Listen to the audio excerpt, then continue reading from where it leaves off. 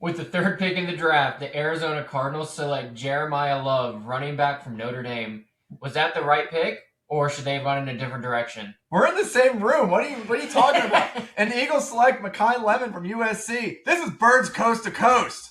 You're listening to Birds Coast to Coast. Here's your host, John Clark and Tanner Riddle. What do you think? Like, people are just gonna be like, "Oh, wait a second, they're in the same room." Like, I can mess with you. What are you talking about? We're not like first of all, 3 hours away in time. Live from Pittsburgh. Yeah, this is insane. We're actually in the same room. Yeah, guys. Tanner's here. He came all the way to North Carolina just for these pods. But we're here tonight because of a special reason. We wanted to make sure that we got an instant reaction because last night was quite eventful for both the Eagles and the Cardinals, right? I mean, I would say so. So we're going to do a quick little brief rundown. We're going to do like 15 minutes of Cardinals, 15 minutes of Eagles, and then like some day 2, day 3 kind of targets with the second and third rounds coming up. So, let's jump right in with the Cardinals, man. Your worst fears came to fruition. I'm just kidding. I thought it was all smoke. I didn't think we would actually take a running back at number 3. I thought it was more of a, hey, let's see if we can get the Giants or maybe even the Titans to move up for Jeremiah Love. I don't know. I mean, I love the player. I love the talent. I think he's going to be fun to watch. It just doesn't seem like the direction I would have gone in the situation that we're in our rebuild stage. We don't have a quarterback, which, hey, there was not one. Okay, so I'm not saying force a quarterback there. We got a huge hole at right tackle. You can't have enough edge rushers. It just didn't feel like the responsible thing to do. But I am excited for him. He's going to be a fun player. He'll get butts and seats. He'll sell jerseys. That'll be cool. But hey, I'm still going to support him. Like, what am I going to do? Like, root against him? No. Mm-hmm. So, it is what it is. It'll be interesting to see where we go, from here. Starting in the second round, we have the 34th pick, which is second tonight. Could we get an offensive lineman to make me feel a little bit better about, hey, this is how you establish the run game when you invest in a running back? We'll see. There's a couple different guys I have my eyes on, but I think tonight will make me feel a little bit better about what the plan actually is, other than just kind of like, we're going to go with a fun player and just go from there. You know what I was wondering? Well, just kind of hit me just now. Like, no one was going to go up and take Jeremiah Love second. Obviously, no one was going to take him first. So, like, he was the Cardinals to have, So, like, was this like a decision that was made for like a long time? Because there was reports that they loved Jeremiah Love for quite a while. It's like, were they sold on him? And was this the move for like 3 weeks or 2 weeks? And they were just like, nope, no, this is our guy. Because, like, I don't like. I know how you feel. When free agency started, on day 1, we signed Tyler Algier for a 2-year, $12 million contract. It's not a huge contract. It felt very James Conner-ish. But, yeah, it felt like James Conner 2.0. Again, a $6 million a year contract's not going to really keep you from doing anything, but it gave you the impression Jeremiah Love wasn't going to be the consideration there unless we maybe moved back or in any other way other than picking him at 3. I don't even know if Jeremiah Love was ranked that highly in the mock drafts and that early in the free agent period. Like, I think he was still sitting in like 10, right? Like, I don't know, on an overall big board, I think he was probably top 5 at that time. But you looked at the Chiefs. Because what is the combine? The combine is that before combine or after? Is before. It's the last week of February. Okay. And then the free agency started mid-March. So he shot up after the combine because of his He shot up after the combine. Okay, so he may have been in that 5 range already. Like, to me, when we signed Tyler Algier, I think we knew we were going Jeremiah Love at that point. Wow. Just looking back at it. That's insane. But the actions don't necessarily suggest that. Going Algier doesn't suggest, hey, we're going to also draft a running back 3rd overall. Mm-hmm. So it felt like this really became real about a week or so ago. It felt like we were primed to either take whoever the Jets did not take at number 2, or David Bailey. You were kind of hoping for that. I was open to either. Yeah. I think both have question marks, but both have things I liked. And so I kind of was okay with just seeing like whoever the Jets don't take, I would have been okay with the other, or a trade back. That truly to me felt like what we were going to do. And then last week it seemed to hit, the mainstream, national guys. Oh, I think Jeremiah Love seems to, if they stick at 3, they're going to go that direction. I didn't buy it. It just didn't make sense to me. No, you're right. I 100% agree. And I remember when the Saquon Barkley draft, what was that, 2018? 2018. 2018. And, I love Saquon. And I knew it was one of those, like, freakish, like, hope and a prayer dreams. Like, maybe the Eagles can land Saquon. We all were picking at 32. It wasn't happening. I know. Yeah. It wasn't happening. But he was a Pennsylvania maybe, guy. You know what? Maybe I think I had that premonition when Carson Wentz went down in 2017. And I was like, yeah, we're not winning the Super Bowl. Maybe we can, like, get a 20s or something. And then we can kind of do, like, a trade up and get him in, like, I don't know. I had a lot of hope that we could get Saquon. And then I saw the Giants take him really early, and I was so mad at the Giants. I was like, I hate these idiots. Because not only do I hate the Giants, but like I was like, you're just dumb. I was like, you're dumb, and I hate you. Like, oh my, I was so pissed because I knew that the team was not ready. I think the Giants were a little further off than where you guys are now. Remember, that was actually personally. Eli Manning's last year. Yeah, they were really bad that year they got Saquon. So they weren't ready at all. I mean, they earned the 2nd overall pick. Yeah. I mean, like, I really do feel like the Cardinals played in, like, a lot more competitive games throughout the season, and they were more. I think they could be argued to be more ready than they were.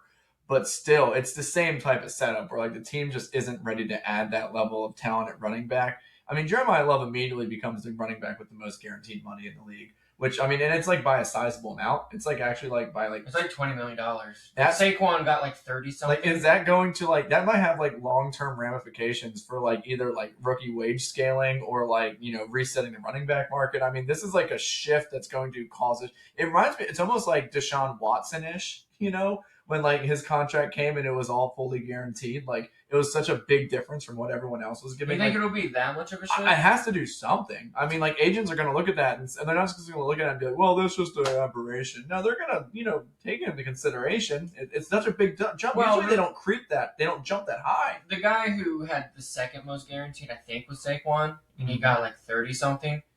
But he's on his 2nd contract. Technically, it was, I guess, a 3rd contract because it was an extension. So you don't really want to guarantee that much money for a guy. How old is he? Like 26, 7-ish. Who, Saquon? Saquon. Oh, he's like 28 now. He's 28. Yeah. Jeremiah Love will be 21. Yeah. Like I think he's not even 21 yet right now. So when the season starts, he'll be 20, 21. And then his contract will be the 4-year standard contract worth, I think, like 53. But we're guaranteeing $50 million to a 21-year-old as opposed to $50 million to a 33 or a 28-year-old who will be 33 at the end of it. Interesting. I'm not making an argument. No. It's just a counter to the guaranteed money aspect of it. It's unique and worth mentioning because it's so much more. He jumps to number 10 highest paid running back without even taking a single snap. That's crazy. The most guaranteed without taking a snap. That's crazy. I just think there's a little context. It reminds me of when like the pre allocation of like funding era when like Sam Bradford's would be like signed to like the league setting contracts before they take a snap, and it's like, oh my god, like this guy's a rookie and he's then because they can negotiate their own contracts, which is insane. It's literally free. It's like free agency. It was like Wild West. They could do whatever they wanted. I mean, guys were signing contracts before they were even drafted. It didn't make any sense, but that's kind of what we're looking at. And I as much as I'm upset that like the Cardinals took a chance and kind of made I would say financially irresponsible decision in terms of like the return, I do think it's good for him because running backs, all we hear is that like they burn out the quickest and they don't last as long as all the other positions. So in honesty, and they usually get drafted later on. So like you're typically not as highly drafted early. So you could argue like they're probably the most underpaid assets in the league, like in their first contract. So, and then they don't make their second contract most of the time. So I kind of feel good for him because like this is a player where he's young. His most valuable years will actually be compensated appropriately You know what I mean? Like in a nutshell, just looking at him. You know what I mean? Right. Like I feel good for him because his play should be at his highest when he gets the highest paid. When is that really what happens in a lot of players? Like, do they really accelerate their play the more money they get? No, older veterans usually get paid more, and there's usually a big gap between production and how much they get paid as you get older. But with this, it's like, it kind of lines up. It doesn't, if you want to look at like market value. And I'd like to see him play a couple snaps first. He's already an all-pro, Tanner. But I'm just saying, if you check out, they're usually the running backs, if they're good, they're going to be good in their first 4 years. I mean, look at Todd Gurley. Look at all the other running backs that are great, and then they just kind of flare out within like 4 or so years. Mm-hmm. You want to, I don't know, hit the market as much as you can in his first 4. So good for him. We'll see if he works out. Yeah. Is there an argument to be made that this was a ownership decision, or do you think this was like a Monty kind of has to, cowtail to the owner because if he picks something that he wants to go, and then it's like the owner, I'm going against my owner, and if my team sucks next year, I'm definitely fired. Whereas if I just take this Jeremiah Love guy that the owner wants, at least I could go back and say, hey, we suck, but I did what you wanted, and I got those jersey sales. I told you so. I think it's both. I definitely think the owner would love to see Jeremiah Love jerseys sold. It's harder to sell an offensive lineman jersey. Have you ever bought an offensive lineman jersey? Never. Have you bought a running back, quarterback? Closest I feel like people get is a Kelsey jersey. There's a lot of Kelsey jerseys, but that's different. Well, there's a huge Taylor Swift factor to that. You mean Jason Kelsey? Yeah, Jason Kelsey. Okay. Yeah. Do you really see that many Jason Kelsey jerseys? There was a ton of Kelsey jerseys up when I went. Yeah, he's popular. Okay, I'll give you that, but like, what other lineman? That's it. Like, that's really it. No, that's it. That's it. And he is such a unique character. Hey, yeah. After that, Mummers. I mean, but he also does have the Taylor Swift connection as well. Of course, yeah. Sure. So yeah, we're not one of the wealthiest teams in the league. All of Michael Bidwell's net worth comes from the Cardinals. He didn't get his worth from outside the organization and bought in. He's one of the legacy franchises where the worth came from the years that have been built in team valuation. So he relies on ticket sales, TV revenue, jersey sales. So yeah, he's going to care more about that than maybe some other owners would. A lot of new owners now, they're bazillionaires when they buy the team. When the Cardinals bought the team, back in the day for like $50 and a sack of potatoes. So these other guys are already wealthy. So yeah, he's going to care more than most owners would. The Monty aspect of it, I think also is fair because he's 15-36 in 3 years as the GM. That's not good. This is now we've picked in the top 5, 3 of the 4 years that under his leadership, like, it's not been good. Mm-hmm. I mean, he has the same record as Jonathan Gannon, who just got fired. So yeah, I think he's on the hot seat. Well, I personally, I think he's actually has some security. I don't think even another bad year he'd get fired. I think there's some understanding that this year's also going to be bad, and we know that now. So if we were going to fire him after another bad year, we would have just fired him now. So I do think there is some security. But from the fan base perspective, yeah, I think he's going to feel the pressure. And he wants to put something on the field that we can tangibly see that's good or that's elite. That's a special player. That's worth building around. Worth building around. I think Paris Johnson's a really good player. You don't necessarily see it. It doesn't stick out. Yeah. He's a lineman. He's a tackle. Marvin Harrison Jr. has been disappointing. He's had flashes, but he represents disappointment, honestly. Mm-hmm. Darius Robinson, he's been on the field like half the time, and some things are external factors where, they're just super unfortunate, but from a fan's perspective, it doesn't really matter. Walter Nolan, he had some flashes last year, probably very few flashes, but because he barely played because of, similar injury issues. Monty needs something that we can point to, that we can tangibly He needs a win. This is good, and this was my pick. And so even though it's outside the norm for him, he's got a track record of really emphasizing the premium players. He hasn't drafted a quarterback yet, but quarterbacks, receivers, edge rushers, linemen, that's where he spends his premium picks, is on premium positions. This is not a premium position. So this is outside the norm for him, which to me suggests that maybe he's having to do something he normally wouldn't do because he's I don't want to say desperate. Yeah, I do want to say desperate because he's a little desperate. He wants a win. So yeah, I think there's both an ownership aspect to this and a pressure from the general manager aspect to it. That's interesting. I'm excited to see how day 2 shapes up for the Cardinals. How many picks you guys got today? We got two. We got our second and third, and it's the second pick in second round and the first pick in the third round. Okay. So like we're early on today. Yeah. You got to get moving fast, right? All right, so let's hop on to what's going on with the Eagles. Hop coast real quick. What's really interesting about what happened with Philadelphia was this entire process. I've been doing a lot of wide receiver scouting because, with AJ Brown's situation, I just didn't know exactly where we'd go in terms of what position we want to target because it hasn't happened yet, the AJ Brown trade. So like as far as I know, he's still on the team, So like we would hope that we would want to get a receiver to replace him if and when he was traded. But it sounds like the Patriots and the Eagles have like I don't want to say like a backdoor agreement or something or a handshake agreement, but there's some sort of thing in place where they're like, yeah, he's like a variable receiver. Yeah. Yeah. So, so I wasn't like 100% convinced we were going wide out. So I was like, we're probably going to go tackle. And but something interesting happened in the first round, right? So, I think it all started with the Rams at 13. Rams at 13, yeah. Because a lot of the mock drafts had the Rams going receiver. And, me and Tanner audibly like choked last night when I think a lot of you guys, if you watched the draft, did the same thing. If you know the situation, Ty Simpson went to the Rams. And a lot of people had one player specifically going to the Rams instead of Ty Simpson, and it was a receiver from USC, Makai Lemon, which is interesting because they both play in LA. Like it's like the hometown kid. It seemed like a natural low-moving right? cost. So like between that and the and he was always kind of just penciled in to go there at 13 on mocks. I didn't really watch a lot of them, So I've done a lot of YouTube scouting this morning and afternoon just to see what he's like, and just watching highlights and things like that. The kid's really interesting. He's 5'11". He's like what 180, 190 or something like that. He's not like super super skinny. He's like a thick build. Yeah. Ran like a mid 4.4. I saw he ran like a mid 4.4 40. Oh, okay, that's faster than I thought. Yeah. So he ran like a mid 4.4, kind of mid like a 4.5 40.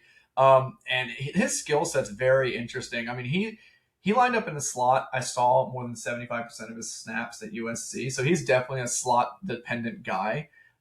And man, let me tell you, when he gets the ball in his hands, like he runs hard. Like I remember you said last night, Omar Cooper kind of reminds you of Deebo Samuel. And I'm not gonna say he's like a Deebo guy because I do think Makai Lemon has more route running like abilities than Deebo Samuel would. At that point, you can kind of think of a Deebo guy as like just get the ball in his hands type of guy. But I do think Makai Lemon, he grades out really well on all the routes except for the go route, which is why.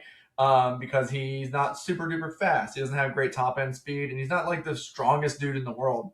But you know what? He's savvy. And you can argue, like, it's a slot guy who's savvy and going to pick up dirty, grinding yards worth like a top 20 pick. But honestly, I do think like this innate ability to get open, run routes effectively and crisp, and like kind of like take on contact and not shy away from it. Mm-hmm. That's a really good build for a wide receiver too. You know what I mean? Especially if you think that Devontae's going to be that wide receiver one.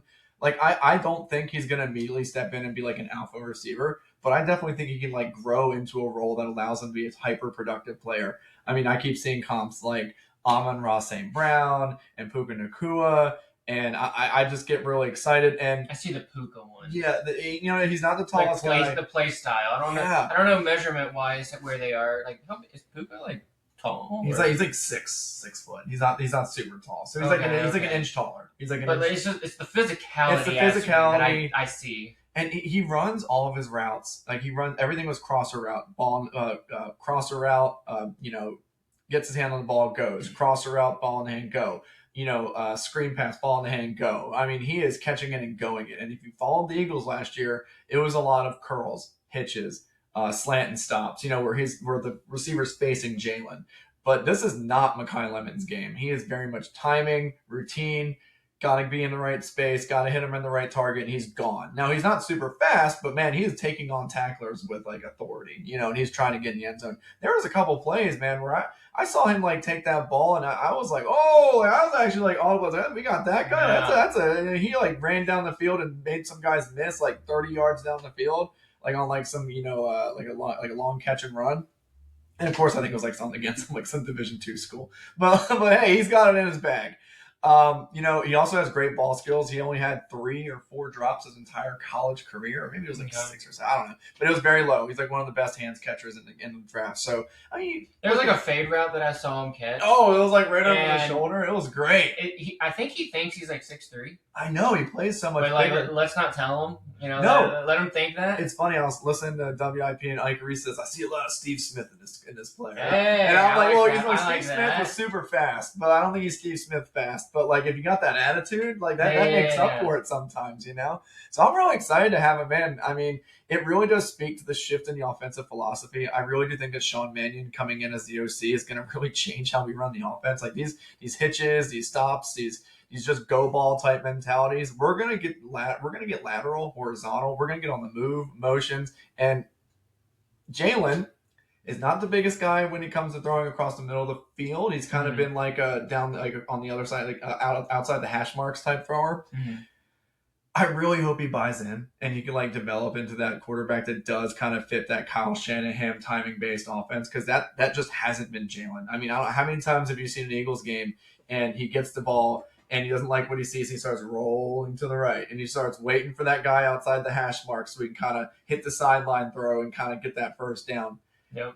Different kind of guy. I just worry that if Makai Lemon is like solely based as that slot crosser guy, like is he going to become like almost like an ancillary character in the offense? Like is he going to be useful if Jalen's not going to utilize him correctly? But I think that Jalen's going to put in the work. And I think he's going to develop into that, timing-based quarterback that we need him to be, because it does seem like Makai Lemon thrives on that. Like he is very much timing-based. Need to hit him in stride and then just take off. Which, if it works, I love this pick. I really do. Because again, I didn't think he was going to get there to 20, and we traded up. And I don't know if you guys noticed, but there was a funny little video circling around where the Steelers were actually calling. They had pick 21. They thought we had pick 22. And the Cowboys were picking at 20. And they were like, well, the Cowboys, they think we're going, lineman or defense or something. So they called Makai Lemon early and said, hey, the Cowboys are going to take someone. We're going to pick you. The whole like draft initiation, right? And they're talking, Makai Lemon's talking to the GM of the Steelers. And then someone goes, oh, the Eagles traded up. Oh, they're taking you. And he's like, wait, what? And then he's like, oh, sorry. And then Howie started, why is a Philly number calling me? Turns out the Eagles jumped ahead of 21 to 20, leapfrogged them, took them, and then now the Steelers don't have Makai Lemon.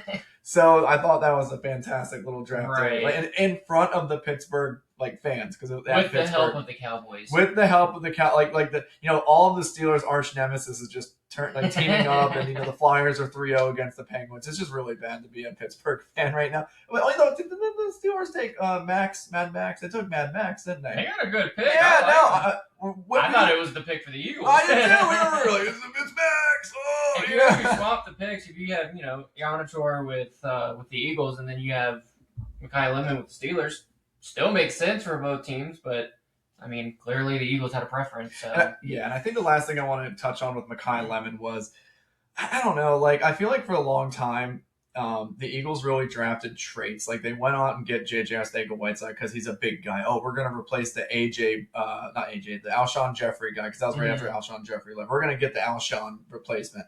And then we realized that we didn't have a lot of team speed, so we're going to get Rager, even though Justin Jefferson's right there, And I love the Makai Lemon pick because they're not going after attributes. They're not going after 40 times. They're not going after the big body guy. They're going after the guy who's good at football. And I love that. And I think it started with Devontae Smith, because in a similar vein, Devontae Smith was a kind of similar mindset pick. You know what I mean? Like Devontae wasn't, I don't think he ran a 40 at the combine. Again, he was soaking wet. Like there are so many issues with his body type. I mean, how many jokes did we hear about if I remember about Devontae, I think he just ate a lot.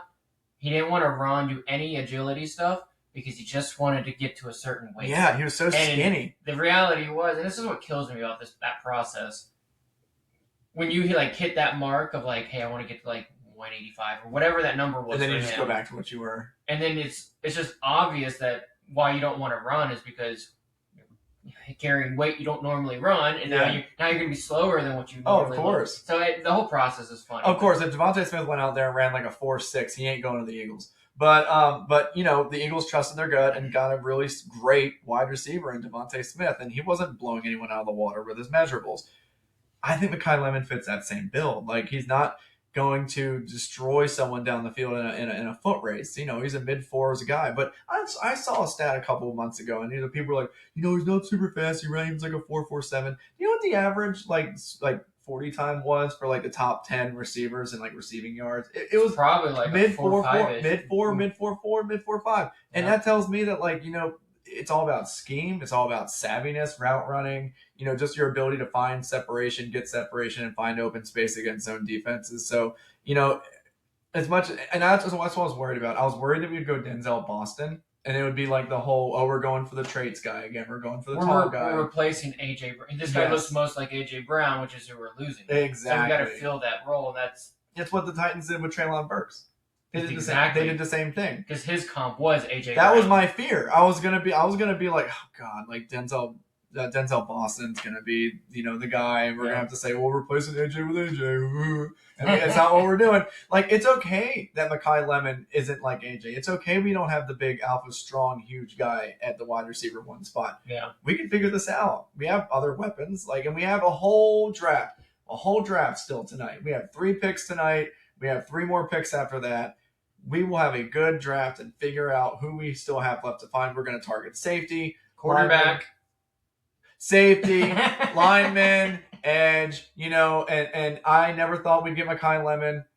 I mean, again, if he was so bad, why was everyone putting him in like top 15 arguments with like their big board? Like obviously this guy is skilled and talented enough to be in the top 15 of a lot of people's big boards. Like, it's not like we reached for some like hyper productive D2 player who just got a lot of targets. Like, this guy is actually a football player who's skilled. Concerns with him were he doesn't have like a superpower. He's not huge. He's not super fast. Like, there was nothing physically about him that was like, whoa, like that sticks out. And then the other thing, I do remember at the Combine, there was weirdness about his interviews.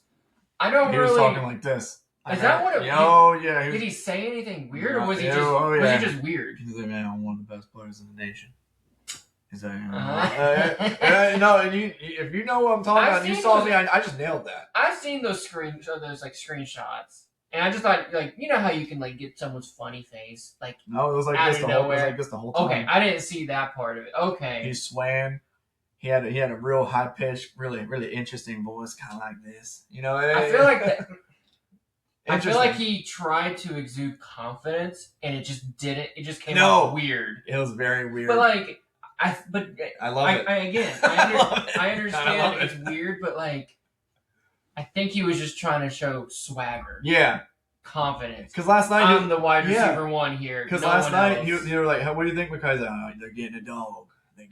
So, like, I'm just like, yeah, dude. I thought his interview process was like, he had a really bad answers. Like, he couldn't recall certain things, or he couldn't, like, you know, was bad on the whiteboard type of stuff.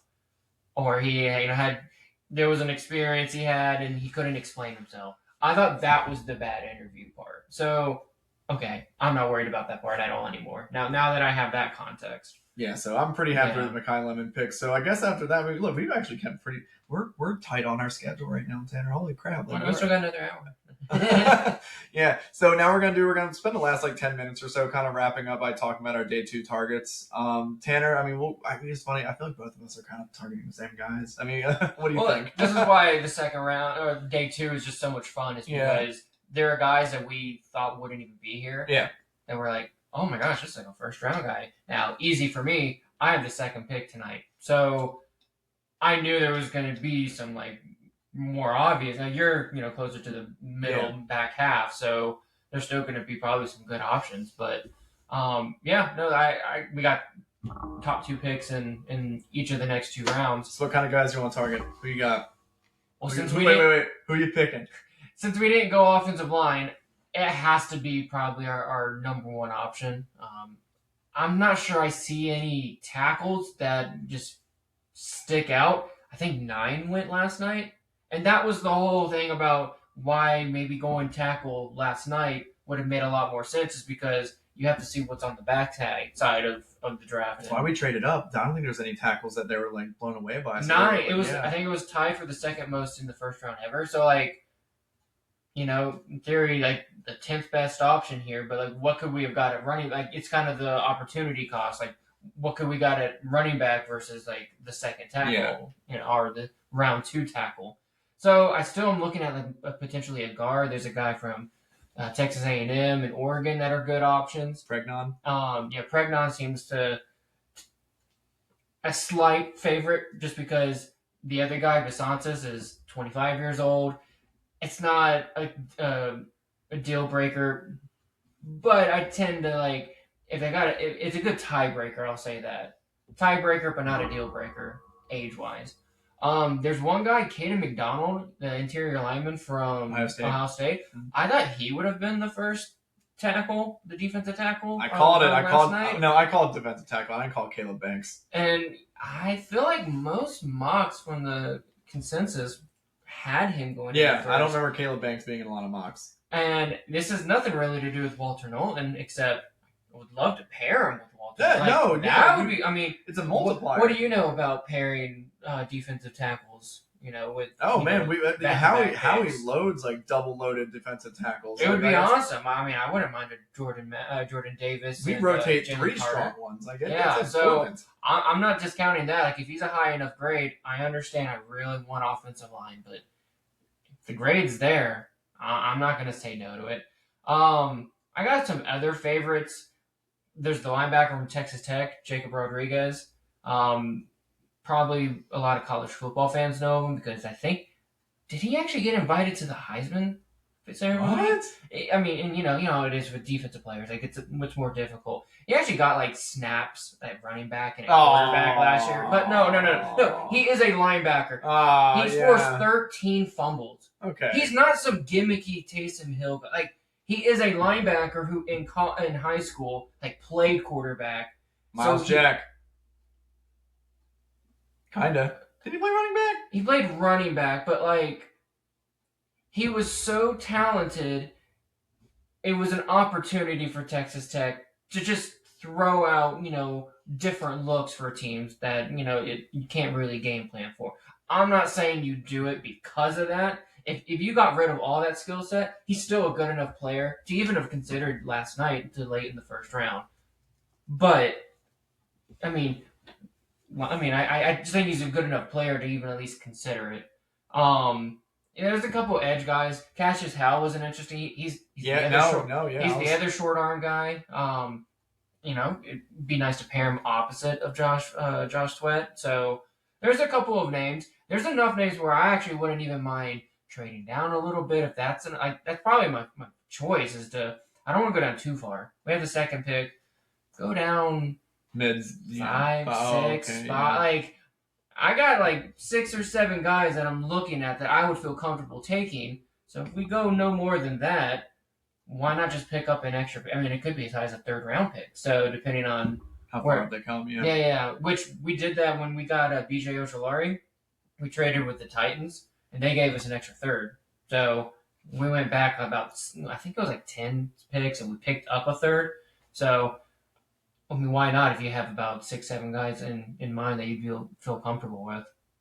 Yeah.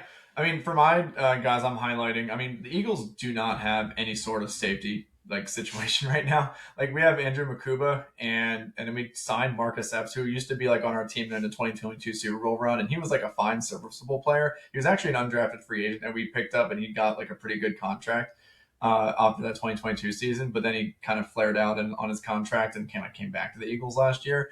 But he's a journeyman safety, so I don't really think he's locked in as a safety spot either. So there's a bright position for someone to take strong safety or free safety. And we have a guy, Emmanuel McNeil-Warren, who's just kind of sitting there. We have a top of the 3rd and a back of the 3rd pick. Would I package both of those 3rds to trade up into and get Emmanuel McNeil-Warren? I would love to do that personally because we have such a need at safety that and I love this player because his comp is Nick Emanwari, and if you know who that is, he's like a thumper safety from Seattle, and he's he had probably saw him in the Super Bowl. Yeah, I mean he was like defensive rookie of the year type guy. I mean, I don't think he won it, but he was up there. He changed a lot of looks for the Seahawks, and they had a great defense. And Emmanuel McNeil-Warren are like very similar to him, and he played at the same college as our top corner, Quinyon Mitchell. So that teammate connection there too. They would have been teammates, right? They would have been 2 or 3 years ago. But yeah, so I mean, I would really appreciate if they looked into doing that. I think Cassius Howell is someone who I'm also interested in because our edge game isn't necessarily looking great. Zion Young seems like a position player that a lot of guys kind of had at the back half of the first, but he slipped in the second, so edge would be definitely something I want to look into. I can see him going in the top 10 picks tonight, maybe. Yeah. Eli Stowers or Stowers, I don't know. I always said Stowers. Tall guy, great. I said the vertical leap. I was going to say, was he a combine freak? He was a combine freak. Yeah. Like I've been saying on the pod, our tight end depth is like, non-existent. We had no tight ends at the start of free agency, and we signed a couple, but they're all just kind of backup scrubs. And then Dallas Goedert came back, but on a 1-year deal. So future of the tight end position is also very wide open. So I mean, it's going to be one of those things where it's like restock strong-ish positions like our defensive line, or go hit those targeted positions of need that we actually need players at. Only problem is tight end and safety aren't hyper valuable positions, and I don't know if a second round pick is that chart where it's like, is it worth targeting in the second round? That gives you a return on that. I feel like in the second round, the contracts kind of dip so low. I feel like you might actually get good value there.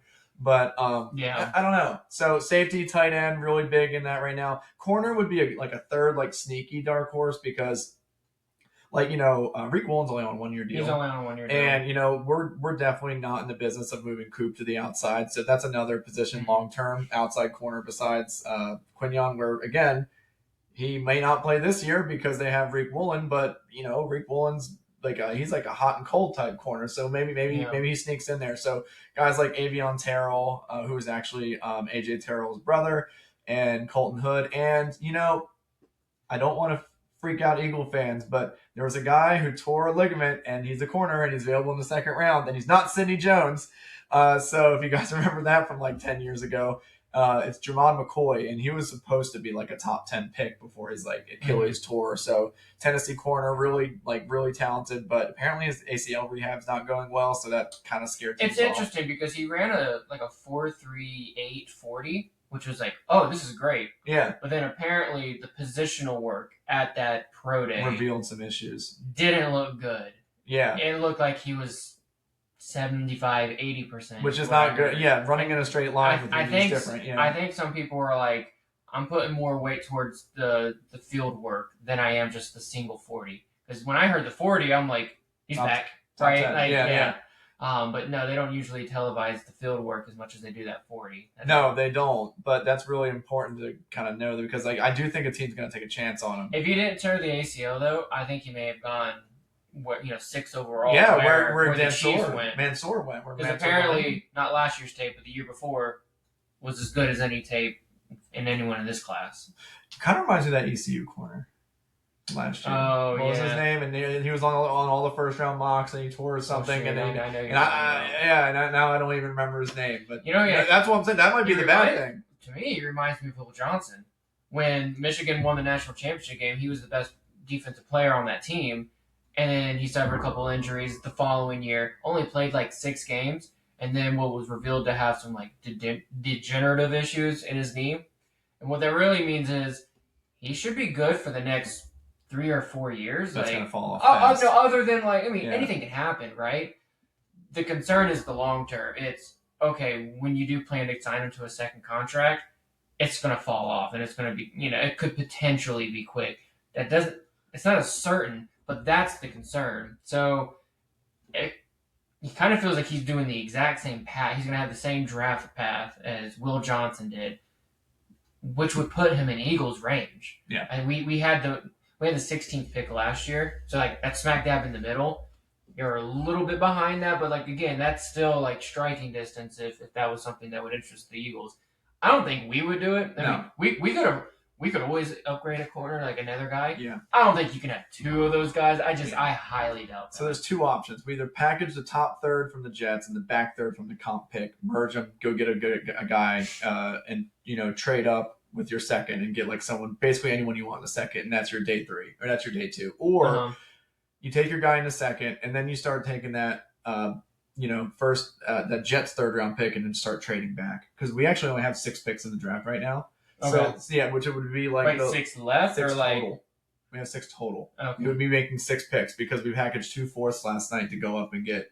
So essentially, on average, one. And we haven't taken that less of players since 2021. So, or that low amount since 2021. So we're thinking, or at least I'm thinking that like you either package the two and just say, all right, we're going to get the guy we want, and caution to the wind, or we take with a second or the early third and just start basically doing what you said, just keep trading back, kind of like the Bills did last night. Just keep trading back because we only have 6 picks. Accumulated like 8 picks out of that. Yeah, and Howie loves doing that. So I mean, I expect to be on the clock and then all of a sudden just not be on the clock. Like I do not expect us to stick and pick all 3 of those picks. There's just no way. I would be. If I was certain of anything, I would be certain that we are not sticking and picking all 3 picks. There's just no way. I just don't think that's going to happen. But, dude, look at that. We clocked in a little right on time, right on our schedule. All right. How do we finish I know, right? this? Oh, my, so much more to say. Oh, my gosh, right? All right, so name of the game, guys, is we want to get out a second and third round video soon, but if not, we'll definitely come back with at least one more pod wrapping up the whole draft. And honestly, for the next couple of weeks, we're really gonna like take our time, kind of digesting what's happened in the draft in terms of like team by team, division by division. So it's almost like the start of that like long dead zone between like now and training camp, which is actually longer than the start from the Super Bowl to now. So it feels like don't say that. Yeah. So it feels like the Super Bowl's been a while ago. Well, it has. Training camp, which again isn't action packed. It's there's a lot going on, but it's not like oodles of things to talk about most of the time. But we got a longer time then than it was the Super Bowl. So we're not going to do an extra point today, quite frankly, because we want to save some time, just get our instant impact analysis, and then get right to the draft because it's about to start in like an hour and a half. Is it? Well, yeah. I mean, it's 5:20. Okay. Yeah. So it's so thanks for hanging out with us, guys. And as always, I'm Tanner. That's John, and this was Birds Coast to Coast. Later.